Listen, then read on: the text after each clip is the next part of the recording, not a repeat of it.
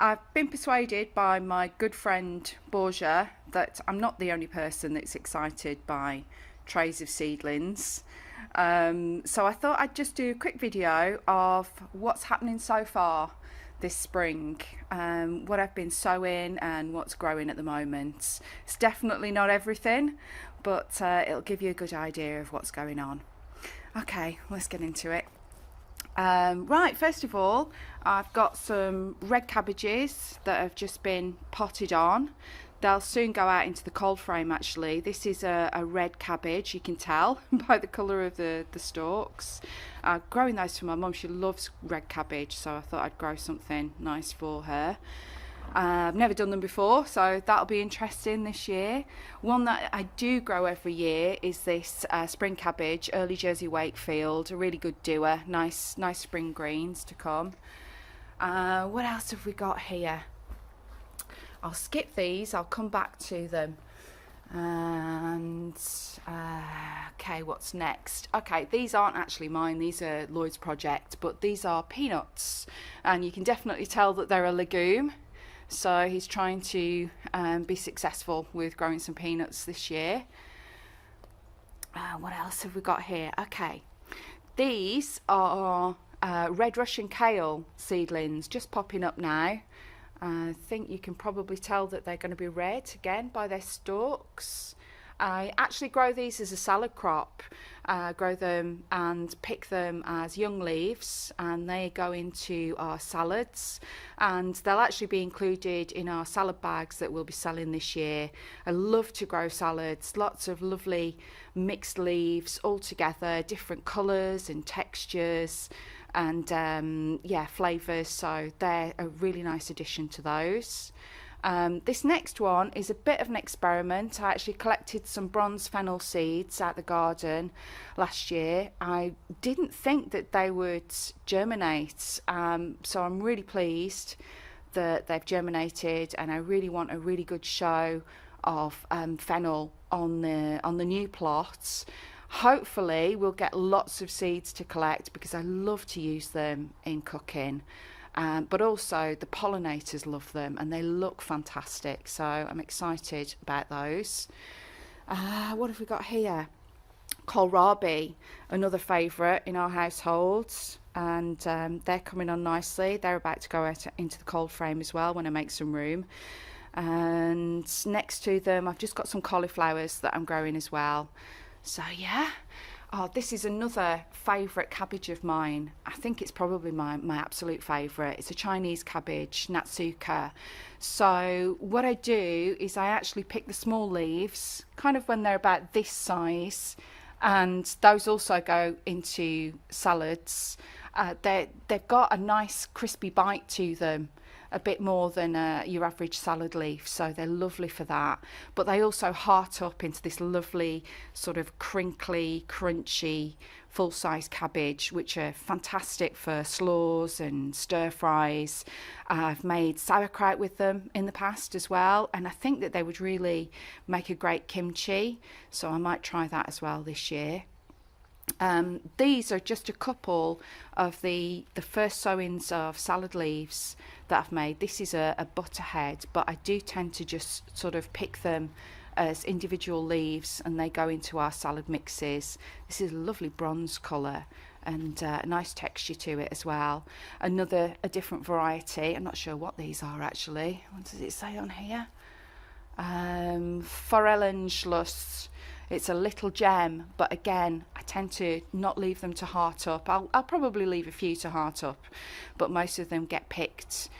These are quite large leaves and they go into the salad mixes as well. Lots of different colours, which I really love. We eat salad every day, so it's got to be interesting.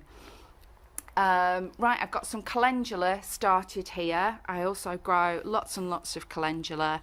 They get dotted about the veg patch and the ornamental gardens, and I tend to just sort of pick the flowers and steep them in oil for skincare recipes and things like that. But they look beautiful and the pollinators love them as well, so a fantastic all-rounder.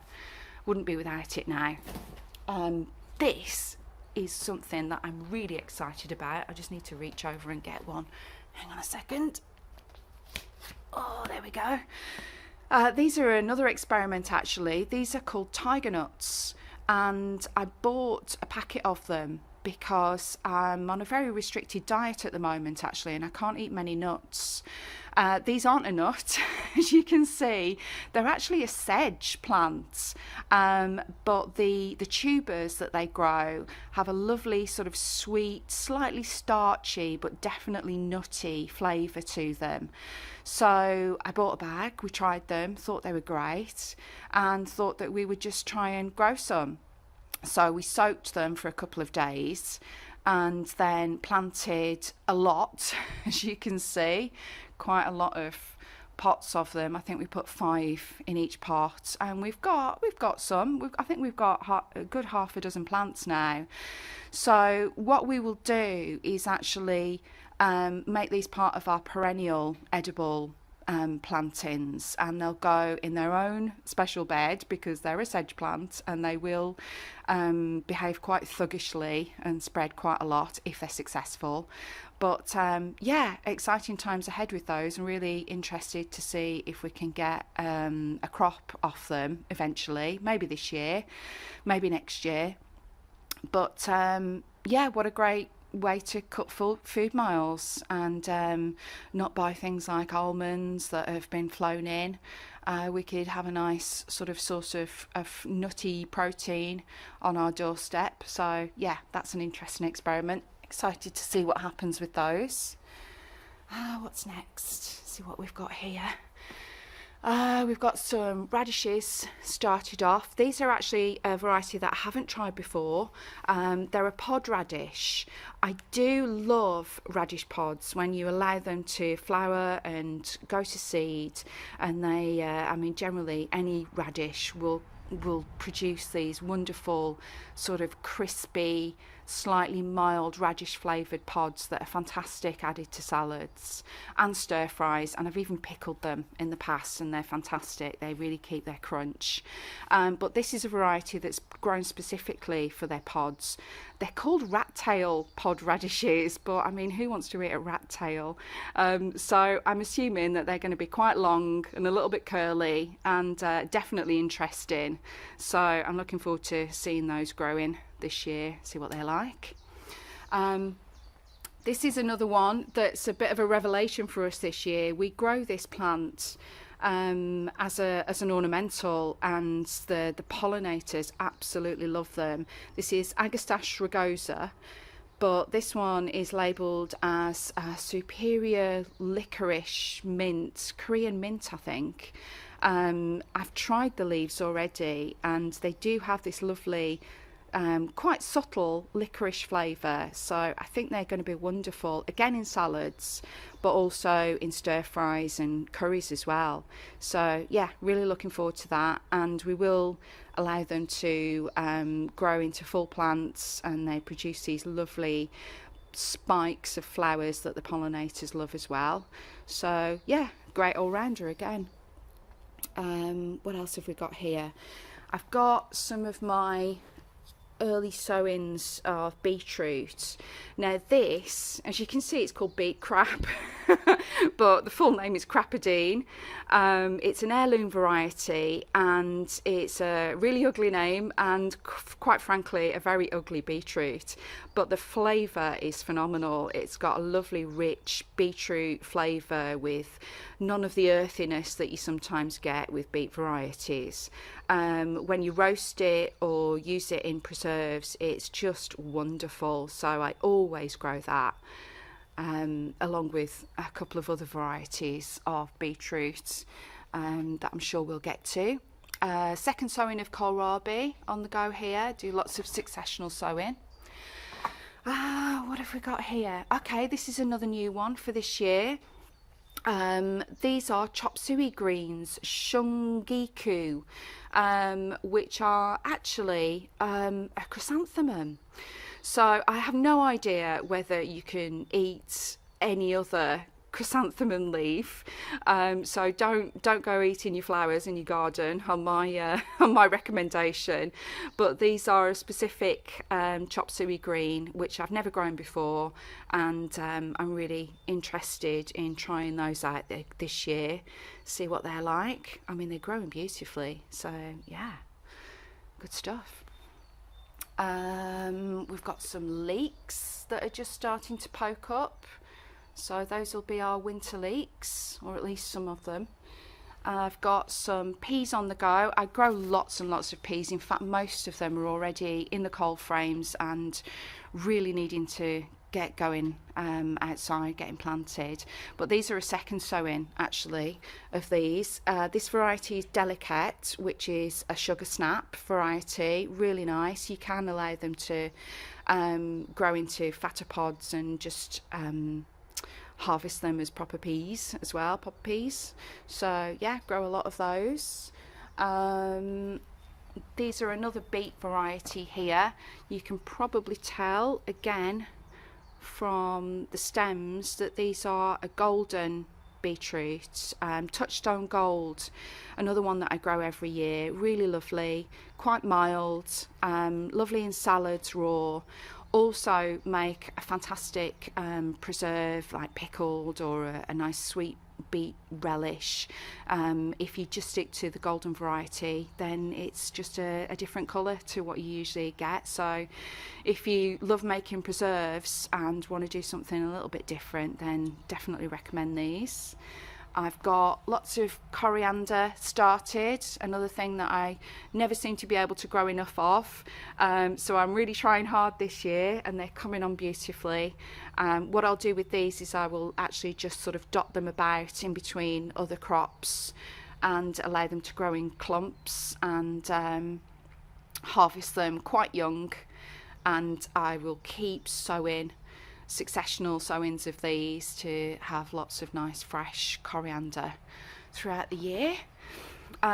These I'm really excited about. I've never grown globe artichokes before, and I was so happy that these germinated, and I was just so bowled over by the beauty of them that, quite frankly, I don't mind if they don't even do anything else, because we're really not sure whether they'll perennialise, whether they'll fruit this year, or what's going to happen. So I ended up growing a lot of them this year, doing a second sowing of them.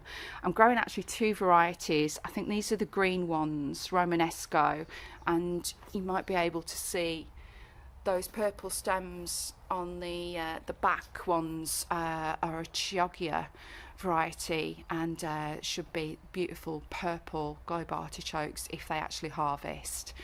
And the plan with them, if we are successful, is to really take a third of the harvest for eating, and leave a third of the flowers for the pollinators, because they just go bananas for the flowers.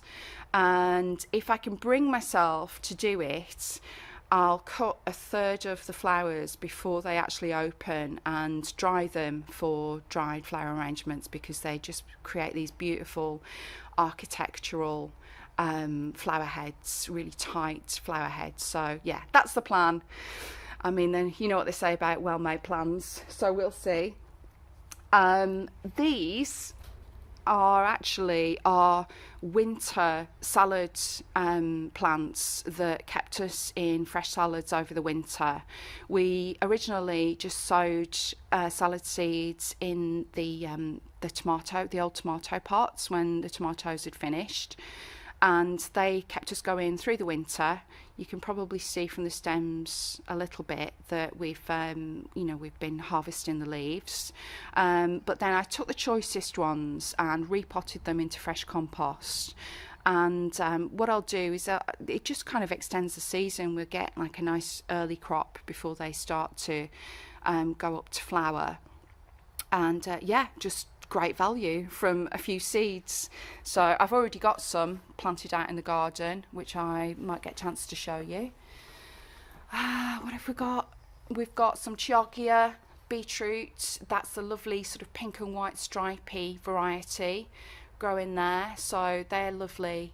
Just cut, I tend to just sort of cut them raw, small and raw, into salads, but they also roast beautifully as well.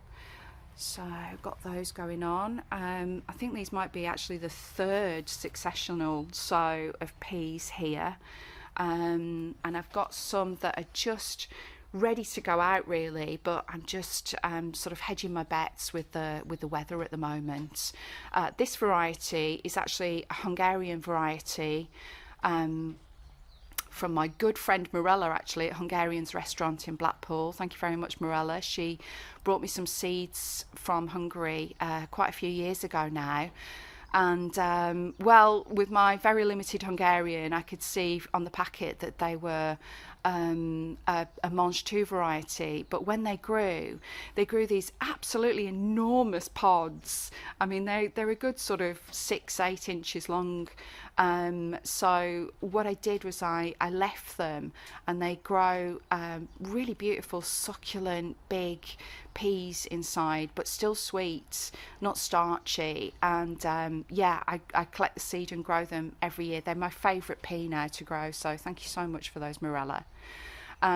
These are actually a dried pea, a very traditional Carlin pea. And they make beautiful plants in the garden. You could just grow them as an ornamental. They're so pretty. And these tendrils, when they mature as well, they're really beautiful. And I even pick these off at the end of the season and dry them for dried flower arrangements. But yeah, beautiful dried pea, nutty. I mean, bonfire night just wouldn't be the same without Carlin peas. So yeah, I grow those every year. Love them. We've got more seeds on here. These tend to be my sort of more tender things at the moment. I've actually potted on some Florence fennel, which again is a first for me this year. I've been eating an awful lot of fennel recently, so I thought I'd try growing them. They're a little bit late in the season, so who knows whether they'll actually mature without bolting, but we'll see. I mean, they're so beautiful. I've got some celery seedlings which are due to be pricked out and potted on, and a little bit more fennel here that needs potting on. I've got some thyme growing. I'm growing a couple of different varieties. This one is Summer Thyme de Provence, really pretty.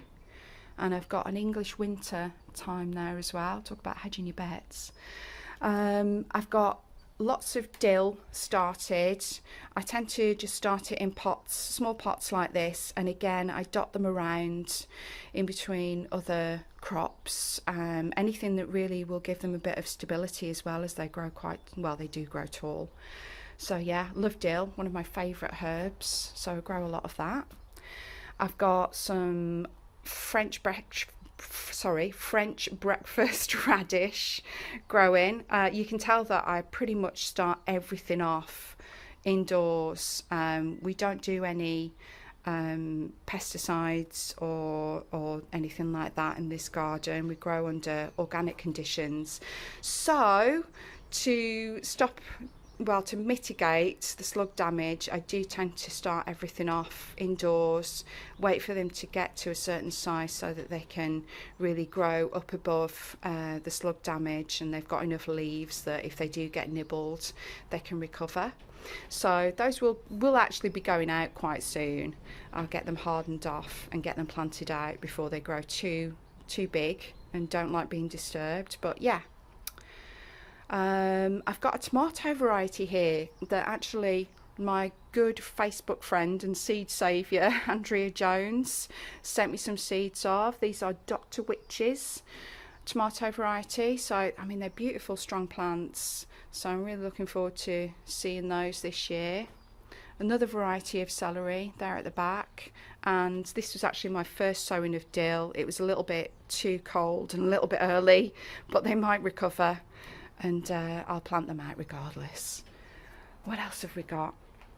Okay, this is another new one for me this year, Mitsuba Japanese parsley, and I'd kind of given up on it actually, but I can just see the first signs of some germination. So yeah, I'm interested to see what that comes out as. These I grow every year because, I mean, just look at that. What an incredible colour. This is actually an amaranth, a leaf amaranth, Mirella red, and you can pick it small to go in salad mixes, or you can allow it to just do its thing as a full plant, and it looks absolutely stunning. It keeps this beautiful, vivid red colour all the way through its life, and then produces beautiful red flowers as well, flower spikes. So yeah, I tend to again dot that through different other crops, and just make everything pretty, and pick the leaves when I want them. They also work really well as a spinach alternative in stir fries and curries and things like that. So yeah, we'll be adding them to our salad bags that we're going to be selling. We're actually in partnership with the Larder in Preston this year, growing crops for them to sell. And I think that they're going to be a big hit in our salad bags, and possibly even as just leaves on their own as well.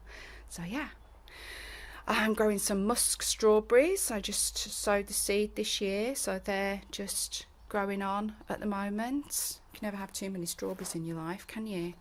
Again, more pots of dill started, and like I say, I will just plant these out wholesale in various areas of the garden. I've got some Komatsuna, and you can just kind of tell the form that's coming on these, that they're a nice broad-leaved mustard. Again, great in mixed salads, and fantastic in stir fries and other oriental dishes, nice in curries and things like that. I was going to show you my Thai basil, but I can't remember where I put it. These are actually a second sowing of the Thai basil that was recommended to me by a friend, and I've also got some holy basil, purple tulsi, started as well. These are a second sowing. I think that was an Andrea Jones recommendation as well. I'm just going to see if I can find this Thai basil. This is my first sowing that I did. I've actually given some away to some friends as well, but I tried it. You can see that I've just sort of pinched the leaf off a few because I just couldn't wait, and it's got the most intense licorice flavour from a basil that I've ever tasted. So I think that's possibly the thing that I'm most excited about this year. So yeah, that's pretty much what's going on in the greenhouse in the way of seedlings. I could quickly just run up to the cold frame and show you what's in there. So yeah, let's do that. Now, before I do that, I forgot about the sweet corn that are just starting to poke up. I grow these in root trainers every year. So yeah, they just started. I don't grow them any earlier than this, because in our climate there isn't a lot of point. But yeah, lots and lots of sweet corn happening. Quite a few different varieties. I've got Mirai white actually this year because I couldn't get my favourite yellow 003. Doesn't seem to be available anywhere, so trying those. It's an F1. This isn't an F1, this is Special Swiss, which is kind of my second favourite, and I saved seed from last year to grow those again. And a new one this year is Double Red, which is a beautiful red sweet corn, but also sweet. So yeah, that'll be interesting. Okay, let's go. Before I get to the cold frames, I just thought I'd show you my first planting out of salad leaves. A new technique this year, I've decided that I'm just going to mix everything up so that I can come along the rows and pick a really fantastic mix of salads all in one go, all in one place. So this entire bed will be planted out in this same fashion this year. You can see here that these are those wintered salad leaves, the ones that saw us through the winter, and I've just sort of revived them, so they're coming on really strong. Really happy with those. We've got some garlic kale here. These are a beautiful mustard that we grow every year. It seeds around very freely as well, but I've actually collected seed and sown them specifically for this purpose. And you can see that it's as gorgeous as it is tasty. It's got a lovely mild mustard flavour when it's young and gets obviously hotter as it gets older. So yeah, I'm picking it young. Again, lovely coloured leaves everywhere.